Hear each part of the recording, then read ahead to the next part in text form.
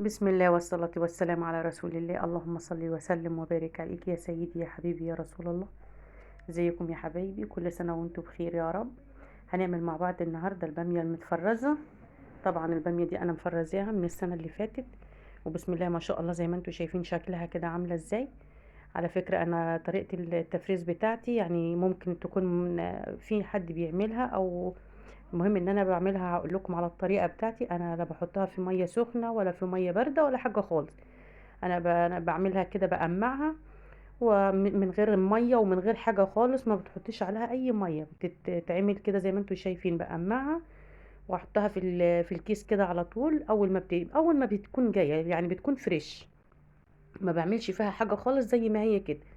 ما بتتفرز واحطها في الفريزر، اطلع الهواء من الكيس كده واحطها زي ما انتم شايفين بنفس الطريقه كده، وبتقعد معايا من السنه للسنه.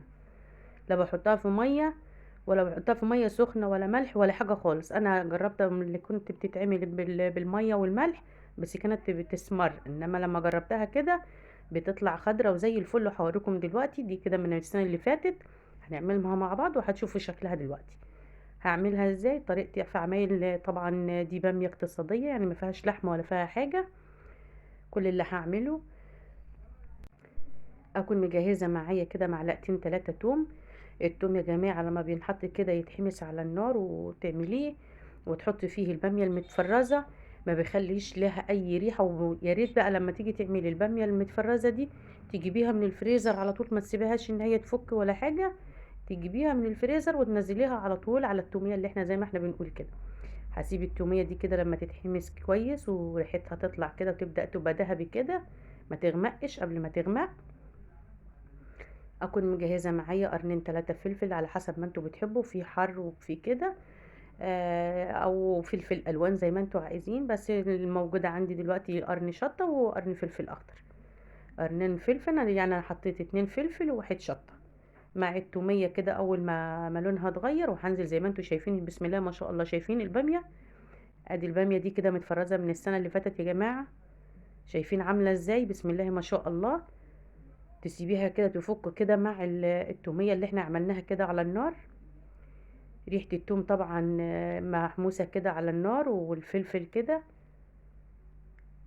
اول ما تقلبي فيها مرة واتنين وتلاتة كده مع بعض كده، يعني على الاقل من مهلك كده، اللون بتاع البامية بيفضل يرجع بقى للون الاخضر بتاعه الطبيعي. شايفين شكل البامية معايا؟ بدأ اللون بتاعها يظهر شوية اهوت. طبعا دي متفرزة من السنة اللي فاتت، ما فيهاش حاجة سمرة ولا اي حاجة خالص. البامية يعني التصوير يمكن ظالمها كمان شوية. شايفين شكلها عامله ازاي؟ اكنها لسه فريش، اكنها من بتاعه السنه دي ولسه فريش. طبعا هنسيبها كده تتشوح كويس على النار في التوميه اللي احنا عملناها. وكل ما بتكتري في التوم بيديها ريحه جميله خالص، وفي الاكل بيديها طعم. فالثوم لما بتعمليه بيحوش اي ريحه حاجه متفرزه. يعني انت لو انت عندك اي حاجه متفرزه وعايزه تطبخيها، تحمسي لها التوم كده وتحطيها وتنزلي بيها، ما يخليش لها اي ريحه. زي ما انتوا شايفين كده بسم الله ما شاء الله. شايفين الشكل بتاعها اهوت. اكون مجهزه بقى معايا في الحله اللي احنا هنعملها فيها، او زي ما انت عايزه. طبعا هحط معلقه واحده زبده وهحط معلقتين 3 زيت، لان احنا حاطين في التشويحه بتاعتها التانية حاطين فيها زيت وحاطين مع التوميه، فمش عايزين الماده الدهنيه تكون كتيره يعني ولا حاجه. طبعا هحط معلقتين 3 زيت، وزي ما انتوا شايفين كده هنزل معايا على بالبصله كده. معايا بصلتين يكونوا حجم متوسط او زي ما انت بتحبي، بس الباميه عموما بتحب البصل. البصل بيديها طعم فيه عسالة كده وطعم بيكون كويس. فانا عامله بصلتين كده كبار، او يعني زي ما تحبوا. انا عامله 2. ودي برضو بقلب فيها كده. شايفين الشكل بتاعها اتغير اهوت، بقى اللون الاخضر اكنها باميه لسه فريش من الطازه اللي جايه السنه دي.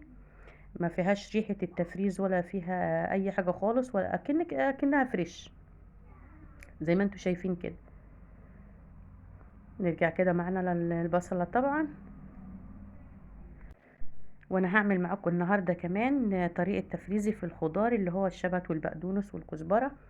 طبعا بيكون في اوقات عندك كميه كبيره مثلا، او عندك كميه وتخاف ان هي تخرب منك او يحصل فيها اي حاجه يكون فيها تلف. كده البصله اتحمست معايا اهي. بدأت اتغيرت، هنزل بقى معايا، يكون مجهز معايا الطماطم زي ما انتوا شايفين كده اهوت، وهنقلبها تقلبتين تلاتة كده ونسيبها مع بعضها كده لما تتسبك كويس.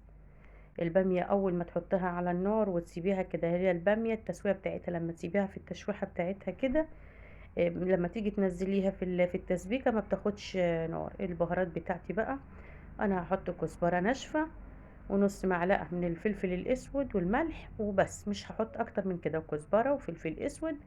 لو انت عايزة عندك البهارات السبعة ممكن تحط منها. هحط شوية صغيرة زي ما انتوا شايفين كده، نحط منهم شوية كمان وخلاص، مش اكتر من كده. يبقى الفلفل الاسود والكزبرة، ولو انت عندك البهارات السبعة حط شوية صغيرين مش كتير، يعني على طرف المعلقة كده، والملح بتاعها.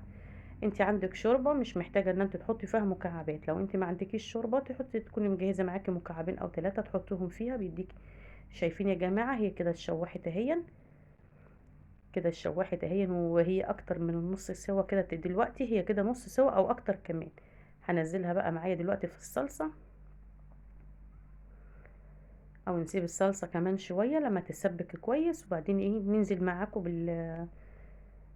بالبامية فيها كده زي ما انتوا شايفين اهيت.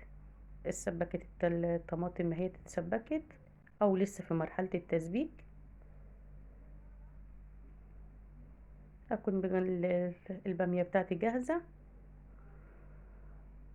كده، ما بتاخدش نار في التسوية لما تشوحي البامية كويس وتعمليها كده في التشويحة دي. عايزة لو انت كنت عايزة تزودي عليها كمان في التشويحة بصل عادي كانت هتبقى برضو جميلة، بس انا زودت كمية البصل في البصل اللي انا حطيتها في الاول، فمش محتاجة ان انا ازود اكتر من كده. يعني انا عاملة بصلتين كبار كده حلوين. شايفين بسم الله ما شاء الله شكل البامية عاملة ازاي؟ شايفين اكنها فريش والله يا جماعة، اكنها فريش، مش ان هي بامية متفرزة ولا اي حاجة خالص. عايزة تكسبي البامية وتعمليها صح، ما تحطيش عليها مية ولا تحط عليها ملح ولا ليمون ولا اي حاجة خالص. زي ما انتوا شايفين كده، اللي يشوف دي كده يقول بامية متفرزة. ادي كله قدامكم اهوت، وزي ما انتوا شايفين حاجة جميلة خالص، وريحتها بقى بسم الله ما شاء الله. الفلفل عايزة تزودي معاكي قرنين فلفل كمان زودي.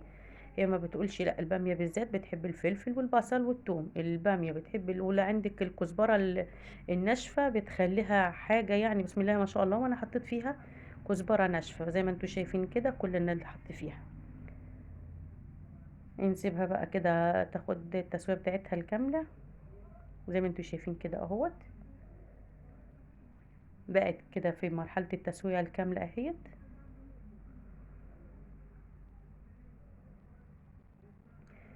هعمل معاكم النهاردة كمان طريقة تفريز الخضار زي ما قلت لكم. طريقتها سهلة وبسيطة خالص خالص، وبتقعد معاك الخضرة من السنة للسنة، لو انت عايزاها من السنة للسنة هتلاقيها زي ما هي.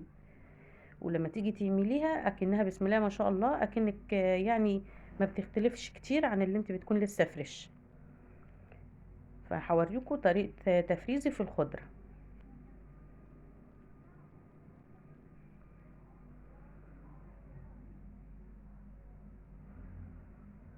دي كده يا جماعة. بامية متفرزة، طبعا اللي يقول البامية المتفرزة لونها بتغمق مني، لا، ما بيبقى ليها ريحة دي، لا غمقة ولا حاجة خالص ولا اي ريحة.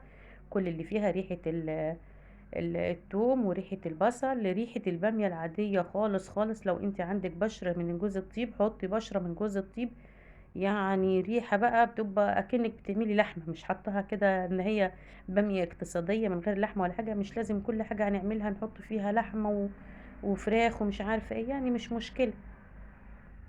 زي ما انتوا شفتوها كده، ادي شايفين معايا الخضرة عاملة ازاي بسم الله ما شاء الله. فانا خفت عليها لا تخرب مني او كده، لان انا مش هكون محتاجة الكمية يعني كاملة. فقلت افرزها كده، اي كمية بتيجي عندي، او لو انا هجيب اكتر من اللي لازم ليا فبفرزها يعني ايه.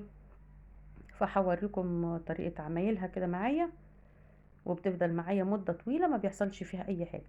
طبعا انا هشيل العيدان اللي من فوق كده، اللي هي السيقان بتاعتها من فوق. دي طبعا مش بتترمي ولا حاجة يا جماعة، دي احنا وقت الحشي لما بنيجي نعمل المحشي بنحط دي في فرشة القاع من تحت. انا طبعا هخرطها زي ما انتوا شايفين كده. على قد ما تقدري عايزة تنعميها، انا كل واحد وله ظروفه، فانا زي ما انتوا شايفين كده الحمد لله.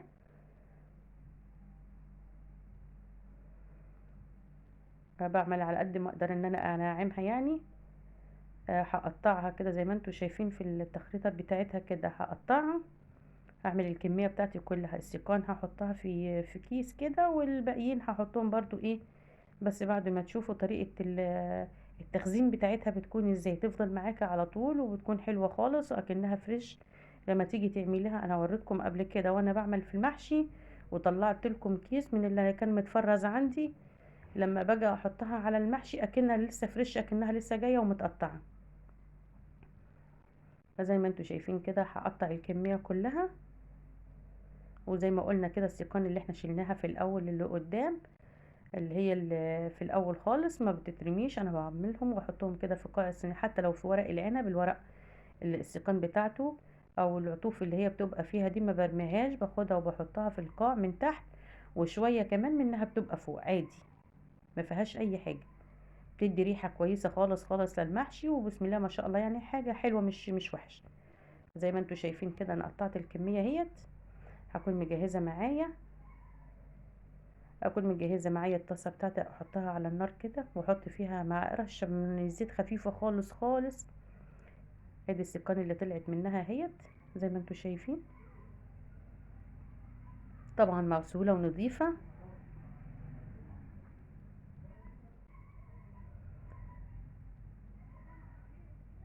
اكون مجهزه الطاسه بتاعتي معايا واحط فيها معلقتين اتنين زيت مش كتير، ويا دوبك اعملهم كده احطها على النار، وقبل ما الزيت يتعمل على النار قوي يعني يتحمس كده على النار، هنزل معايا بالخضره حسب الكميه اللي عندك. لو انت عندك اكتر من كده ممكن تفرزيهم برضو كمان عادي.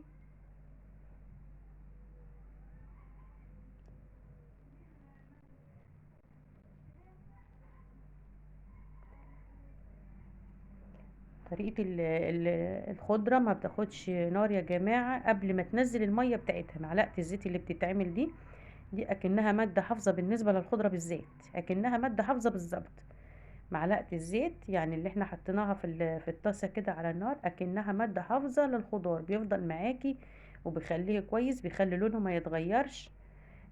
يعني بسم الله ما شاء الله حاجه حلوه خالص خالص. الطريقه دي يا ريت تجربوها. انا هعملها معاكم كده بحيث بس نلحق اللي بتعمل الخضره، ما نخليهاش تنزل الميه بتاعتها. يعني زي ما انتم شايفين اهو الطاسه ما فيهاش ميه خالص، بسم الله ما شاء الله بوريكم اهوت. لو نزلت معاكي الميه لما تيجي تعمليها وتيجي تطلعيها من الفريزر هتلاقيها اكنها مسلوقه. احنا مش عايزين كده، احنا مش عايزين نطلعها في مرحله اللي هي تكون كده. تطلعيها قبل ما تنزل الميه بتاعتها، يا دوبك تتحمس 5 دقايق، اقل من 5 دقايق على النار، تقليبه كده وتقليبه كده وهي تمام كده جاهزه بمعلقه الزيت اللي احنا حطيناها. يعني لو انتي تقدري تمسحي الطاسه كده بس كمان ما تحطيش بالمعلقه كمان يبقى افضل. اكون مجهزه معايا اكياس على قد ما انت عايزه، ربع او النص زي ما انت عايزه وعلى حسب الكميه اللي عندك، وتفرزيهم تعمليها حسب الكميه اللي انت عايزاها. تطلعي منهم كده الهواء، بسم الله ما شاء الله تقعد معاكي زي ما انت عايزه. اعمليها وارميها بقى كده في الفريزر، ووقت ما تحتاجي هتطلعيه. طلعتي كده منه الهواء، تطلعي الهواء خالص،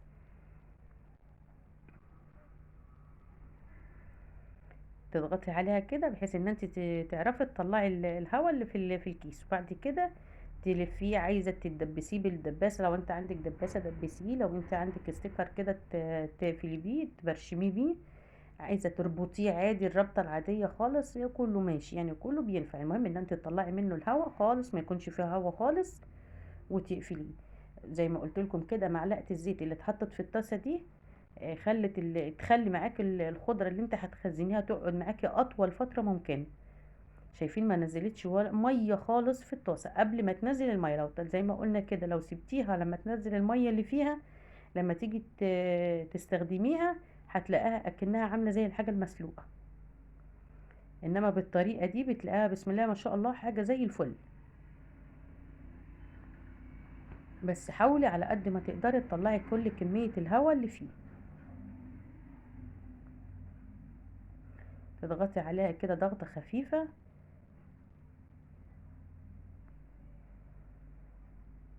زي ما انتوا شايفين كده طلعت كل الهواء اللي فيه، وهسيبهم كده وقت ما احتاج منهم اخد منهم، لكن انا عندي كمية طبعا فمش هاخد منهم خالص دلوقتي.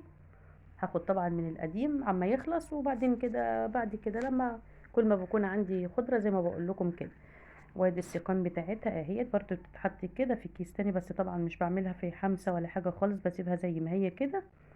ولما تيجي تطلعيها انت هتعرفي الفرق ما بين اللي هي محطوطة من غير ما تتحط على النار، والسيقان اللي انتوا شايفينها دي. هتلاقي السيقان دي طالعة عاملة زي المسلوقة كده، لكن هي مش بتكون مهمة بالنسبة لي، لان انا هحطها بتكون فرشة في الكوع. نرجع بقى ونبص على البامية بتاعتنا كده ونشوفها. بسم الله. زي ما انتوا شايفين كده، اقتصادية اقتصادية بدون لحم وبدون اي حاجة خالص. بسم الله ما شاء الله على ريحتها حاجة، وادي البامية المتفرزة اكنها فريش بالظبط. السلام عليكم ورحمة الله وبركاته.